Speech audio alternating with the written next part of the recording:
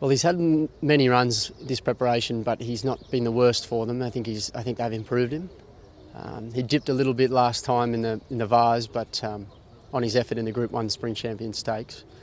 But he covered 14 more metres than the winner, and he did it the hard way on a track that wasn't run to suit that style of racing.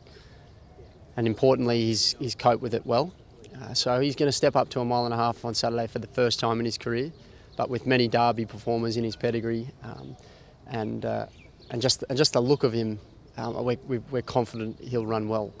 He'll walk into the enclosure, and you could be forgiven for thinking he's a European import. He's got that classic staying style look about him, and he should, for that matter, really relish the 2,500 metres. Where do we expect to see him in running? Well, he's tended to be a back marker throughout his campaign, and he's made his sprint from many lengths off the lead. So I wouldn't be surprised to see something similar. Okay. Who do you expect to be the main danger? Well, there's no doubt that Think and Big has the form to be the favourite. He was too impressive in both the Gloaming and in the Caulfield Classic last time not to be right up there. What I like though is that he was there for Arameo to get past in the Group 1 Spring Champion Stakes. So they've met each other once, and Arameo has a 1-0 advantage. But I'm sure that he'll be better for the win last time. And outside of that horse, the thing about the Derby this year is, with no Guineas winner in it, it's full of horses that are on the way up and that are not yet proven to be at that level, but something's going to get there, and I think that if Arameo can go ahead the few lengths that we need him to, he's capable of being the one. Okay, we've seen several of your runners for Saturday Parade today. Hartnell looks in terrific order. How's he ahead of the Kennedy Mile? Yeah, he looks great, and I think it's a testament to the guys that have got him in such great shape, even at this ripe old age. He's been carrying big weights his past couple of starts, and he's been doing it in great style. But he's just had a terrific preparation geared towards having him right on Derby Day for this race at 1,600 metres, and he's just been so effective for us.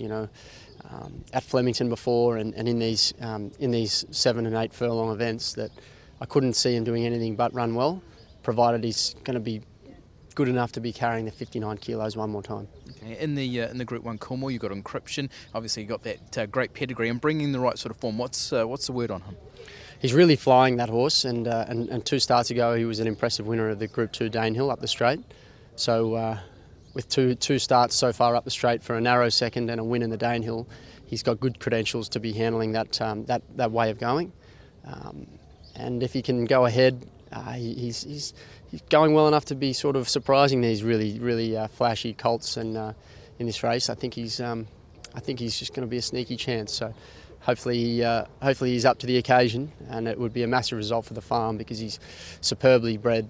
He's out of our champion filly Godolphin and by our champion sire Lonro, and the best is still ahead for Encryption.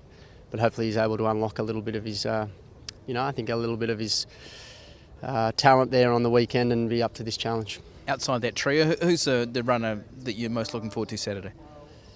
Probably hard to split Ranier in the Carbine Club, who was a good winner in the Gothic Stakes last time, in a race that can really lay a foundation for unearthing a future star. And for a horse that's 3 or 4 months away, I think that'd be perfect for Ranier. And that's to take nothing away from Osborne Bulls, who I'm equally looking forward to. A horse who was a barnstorming 3rd place getter in the Everest. And at 1,200 metres, I think there's no better form in Australia than the Everest. Okay, just tell us about Avilius ahead of the Cup on Tuesday. Are you happy with him going into the 2-miler? Yeah, I think he's in the best skin he's been in all preparation.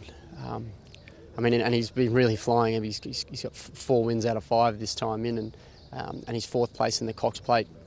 Leads me to think he's got great form going back to a handicap, coming out of weight for age. But he's just got to get through the weekend and be perfect for Tuesday, and I think he'll run a big race. Okay, obviously it's a race that the family's got a proud history in. What would it mean to you to win it?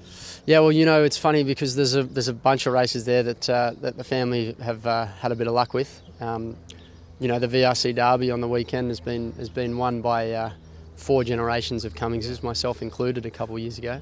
But the Melbourne Cup is a grand final. There's no other race. There's no other race that is quite in that absolute elite echelon for us in Australia. And with that grand final feeling, I can't put my finger on exactly what it would mean, other than it would mean more than in winning any other race.